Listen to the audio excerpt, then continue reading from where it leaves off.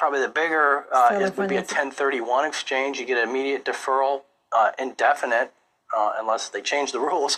But right now it's indefinite, and often what will happen long-term, thinking long-term, a parent may do a 1031, leave that to their heirs later on when they pass, and they get that stepped-up basis. Very nice option there.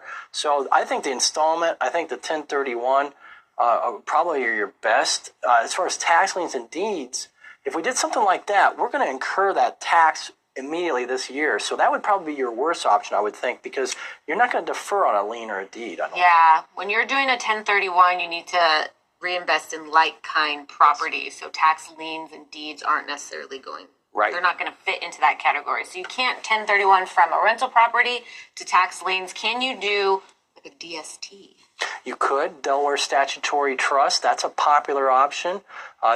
It's a little more complicated, but yes, it could be done. Or even the, I always forget the REIT? The UPREIT.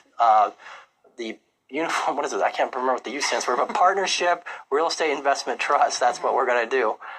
Umbrella partnership.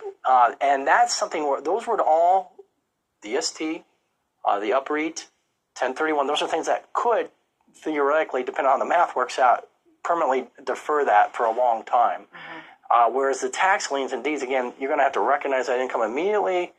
So that would probably be your least tax-friendly option. Installment sale, as Amanda pointed out, very good option there too. Yeah. Analysis is just solely based on this. You could have other capital gains activity, losses, gains going on in other places on your tax return that would offset the gains. So you really need to look at your